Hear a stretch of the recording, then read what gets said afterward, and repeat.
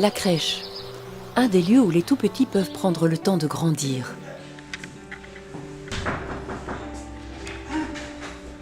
Bonjour.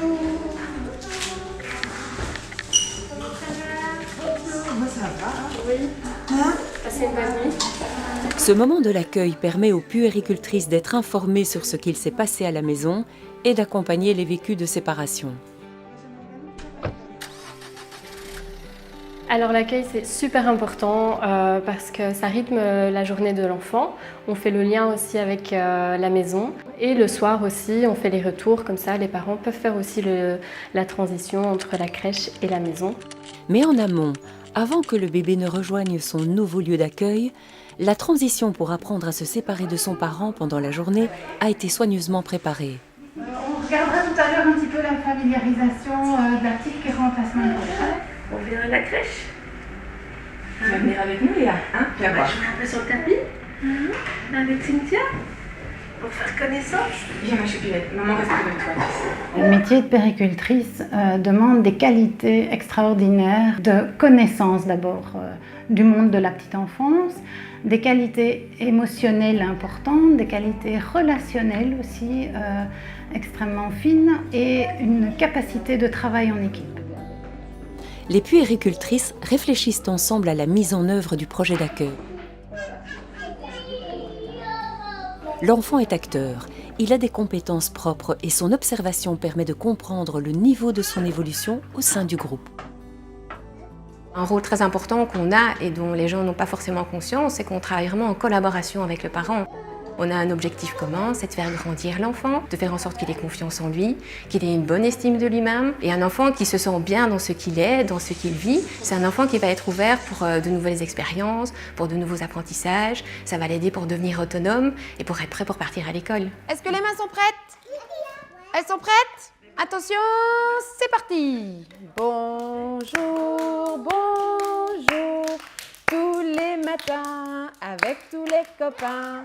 Viens chanter ce refrain. Ah, te voilà. Voilà. Bonjour Emma. Où est Emma? Ah, tu es là. S'il te plaît. Les rituels sécurisent l'enfant et renforcent sa confiance en lui.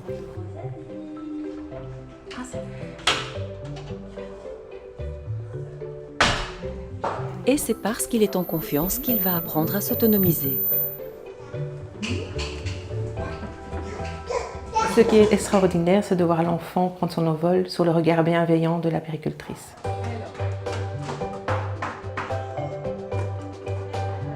La majorité des gens ne se rendent pas compte en fait, de la difficulté du travail.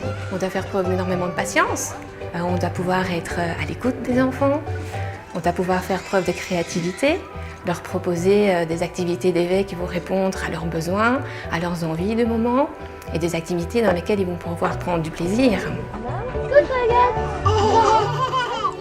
Louise, qu'est-ce qui se passe? Alors, j'aimerais que tu lâches le pull de Emma. Qu'est-ce qui se passe?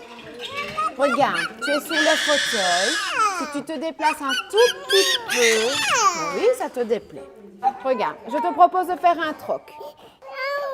Alors, on va redonner le bébé à Louise. Voilà. Et moi, j'ai un autre beau bébé pour toi, s'il te plaît. Et sur le fauteuil, tout le monde a le droit de s'asseoir, Louise. Voilà, comme ça. Il est interdit de taper, de se pousser et de se mordre. On dit non avec la voix. Ok, Emma? Tu as entendu? Voilà, c'était très bien. Bravo. C'est comme ça qu'on dit non, oui.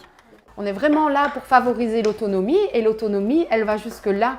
C'est aussi dans la gestion des conflits de pouvoir dire non à l'autre et de se faire respecter, de se faire entendre. C'est très important.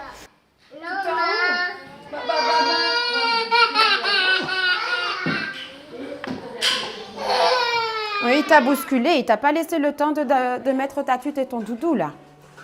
Dis Lucas, c'est très chouette de vouloir mettre ici tout en haut, mais Emma était avant toi, tu pouvais lui laisser le temps. Hein? Dis, est-ce que tu m'écoutes? Et donc nous, on est là en support et donc grâce à cette observation, on va pouvoir gérer les conflits, les moments de fatigue, les moments où j'ai faim, j'ai besoin d'un câlin, Enfin, toutes les situations du quotidien qu'un enfant peut vivre à la crèche. Le travail est complexe. Les puéricultrices doivent être totalement présentes à ce qu'elles font pour ressentir ce que les enfants vivent et s'adapter à leurs besoins. Nous avons décidé de faire la sieste à l'extérieur car nous avons rencontré des difficultés avec un groupe d'enfants qui n'arrivaient pas à dormir à l'intérieur. Et donc, par beaucoup d'observations et de réunions, nous avons mis ça en place. Il y a beaucoup moins de bruit, il fait beaucoup plus calme. Ils profitent aussi de tous les bruits naturels de l'extérieur. Et aussi pour leur immunité, on a remarqué qu'ils étaient quand même beaucoup moins malades depuis qu'ils dormaient à l'extérieur.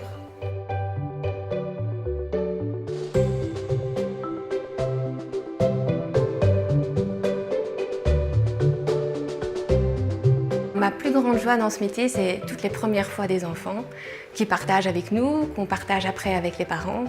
Et puis des interactions aussi un peu magiques entre enfants. Parfois, il y a vraiment des petits moments où on aimerait avoir une caméra pour immortaliser l'instant parce qu'on voit qu'ils sont vraiment intentionnés les uns envers les autres, contents de se revoir après un long congé, où ils se caressent mutuellement le visage avec un grand sourire. Donc tout ça, c'est super gai à vivre, évidemment.